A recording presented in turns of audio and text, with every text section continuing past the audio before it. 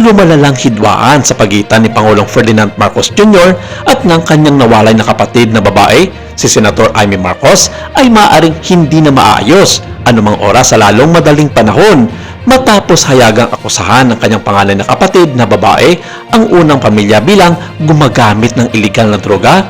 Naniniwala si Pangulong Marcos na ang Amy na nakita niya at napanood kahit man lang sa telebisyon ay hindi niya kadugo, na bagay namang sinang-ayunan nito ng senadora na talagang hindi sila magkapatid o wala siyang kapatid na lulong sa mga ipinagbabawal na gamot. Sa press briefing sa Malacanang nitong Lunes, sinabi ni Marcos na nag-aalala ang kanilang pamilya at mga kaibigan sa senadora na tumigil sa pagpunta sa lingguang pagtitipon ng tanghalian ng mga Marcos clan sa Malacanang mula pa noong nakaraang taon.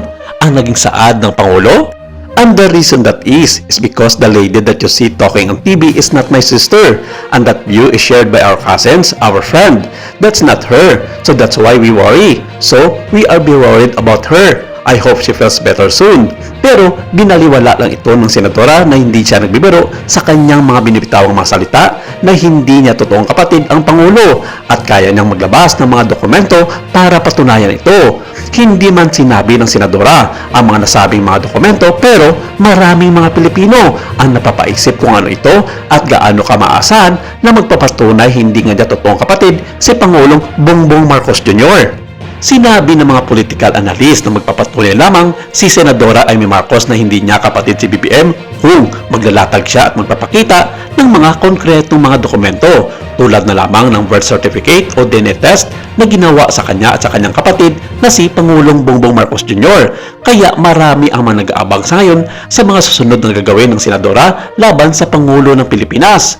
Ang punong ehekutibo ay kitang-kitang hindi nakabatay ng tanungin kung nasaktan siya sa pagdeklara ng kanyang kapatid na babae sa harap ng kalating milyong membro ng reliyosong grupo ng Iglesia ni Cristo noong November 17 na ang kanyang sariling kapatid na lalaki, hipag at mga pamangkin ay gumagamit ng iligal na droga. Ang pananalita ni Pangulong Marcos ay nakitang isang job na may dobling kahulugan sa kanyang kapatid tungkol sa mga lumang hakaka sa pinagmulan ng magulang ng senadora. Nauna nang tinuligsa ng panganay na anak ng Pangulo, House Majority Leader at Ilocos Norte Representative Sandro Marcos ang mga aksyon ng kanyang tiyahin bilang hindi pag-uugali ng isang tunay na kapatid.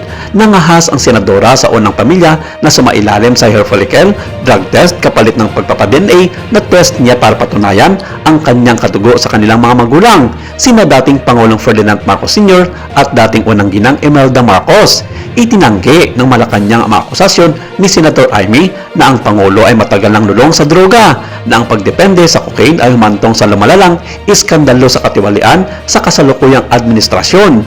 Tinanggihan din ito ang palit-ulit na panawagan, lalo na ng mga kritiko ng administrasyong pinamumunuan ng mga miyembro ng pamilya Duterte, na isumiti ni Pangulong Marcos ang sarili sa drug test para patunayan na manili siya sa paggamit ng iligal na droga. Noong 2021, sumailalim ang nooy presidential aspirant si Marcos sa isang drug test para itigil ang mga espekulasyon matapos sabihin ni dating Pangulong Duterte na mayroong gumagamit ng cocaine sa mga tumatakbong Pangulo. Ang pagsusuri na sinagawa sa St. Luke's Medical Center sa Bonifacio Global City sa Taguig ay nagpakita na si Marcos ay negatibo sa cocaine. Ipinakita rin sa mga talaan ng gobyerno na ang dating kandidato ni si Marcos ay negatibo sa methamphetamine o shabu sa isang hiwalay na police laboratory test noong 2021.